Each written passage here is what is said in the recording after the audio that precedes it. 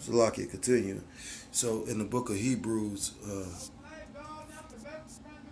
four, the book, the book of Hebrews, chapter 4, verse 15. For we have not an high priest which cannot be touched with the feelings of our infirmities, but was in all points tempted like as we are, yet without sin.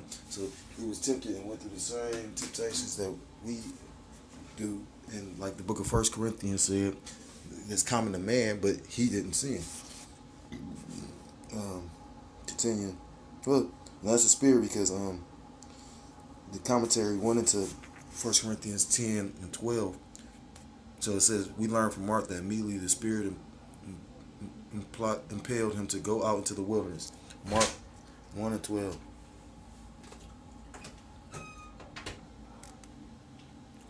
Continue. The immediately, of course, is sequential to the baptism. As soon as Yahweh's baptism was completed, his 40-day wilderness experience began. Mark's use of ekbalo, impelled, indicates the necessity of Yahweh's temptation.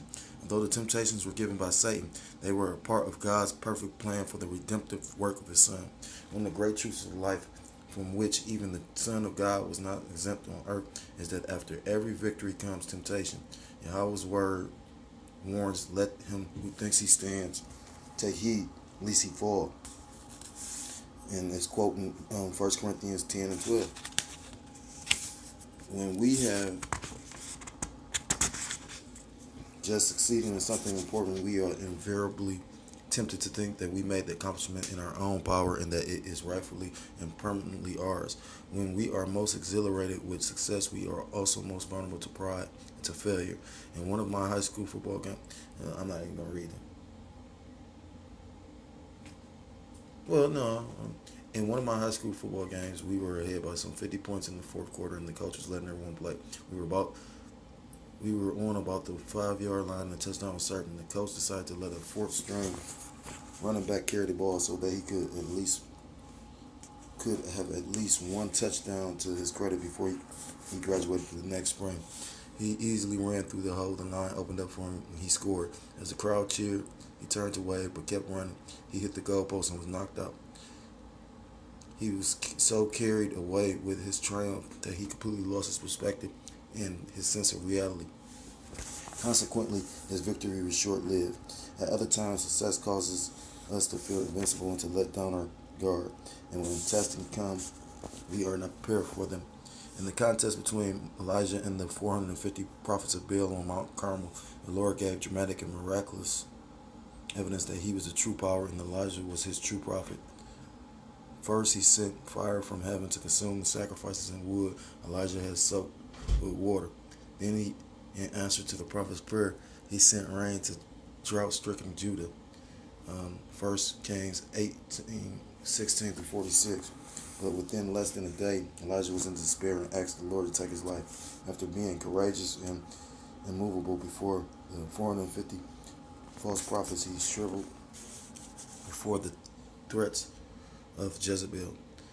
1 Kings 19:1-4. From the height of exhilarating victory, he quickly fell into deep despair.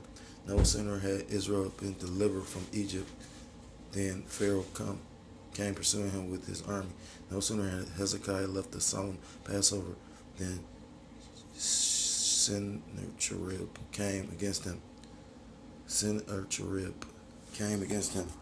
No sooner had Paul received an abundance of revelation than he was assaulted with vile temptations. And no sooner did Yahushua experience the first great testimony to his ministry than he faced the first great test of his ministry. After being anointed by the Holy Spirit and attested by the Father, Yahushua, full of the Holy Spirit, returned from the Jordan and was led about by the Spirit in the wilderness. Luke 4:1. Yahushua, filled through and through with the abiding presence of the power of Yahweh, as never before, he was deeply satisfied as he contemplated the redemptive work he was sent to accomplish. The 30 years of waiting in obscurity, he now was fully commissioned to begin his task.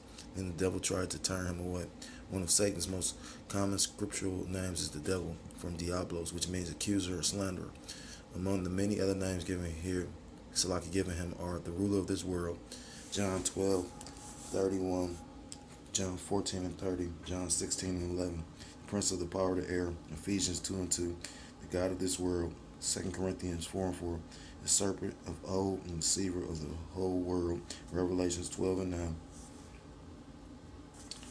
It's trying to say Abaddon and Apollyon, both of which mean destroyer, which I don't know about that. You know what I mean? Let me look that up real quick.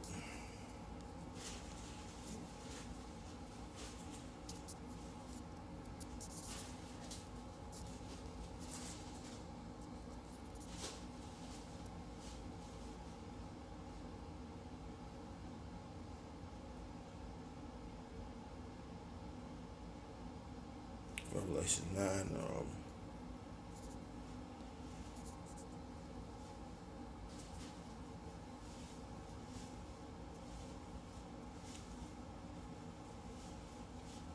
Because Apollyon is the Greek name, and Abaddon is the Hebrew.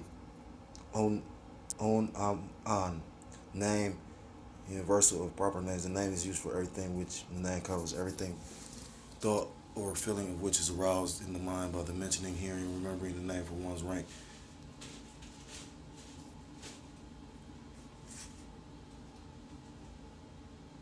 Many people, including some professing Christians, do not believe in personal devil.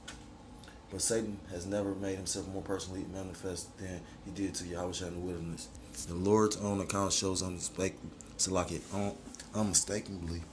that the opponent he faced was personal in every sense.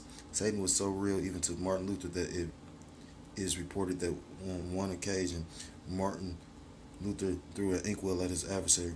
Having been cast out of heaven by the Lord, Satan, full of fury, has ever since been turned against God and his word, which is bullshit because, like I said, if anything, Satan is, when you read the book of Job, the account shows that, he was in order. Matter of fact, I'm going to get it real quick.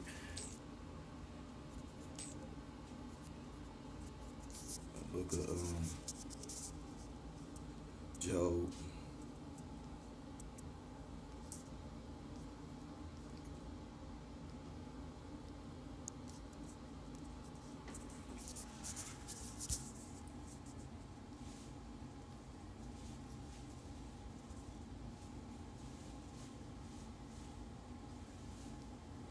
Okay, Job 1:6.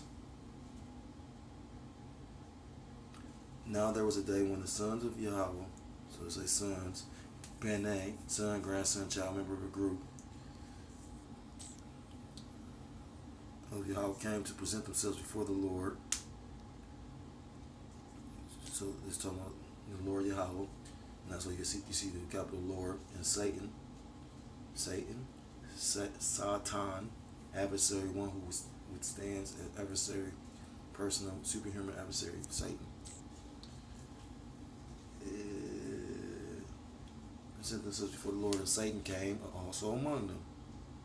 And the Lord said unto Satan, Whence comest thou? Then Satan answered the Lord and said, From going to and fro in the earth, and from walking up and down in it.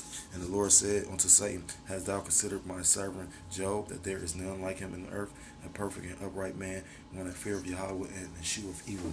So at the end of the day, it's saying, you just read what it said.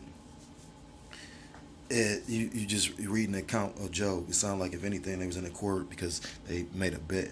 You know what I mean? Having been cast because it said, having been cast out of heaven by the Lord, Satan's full fury has ever since been turned against God and his word.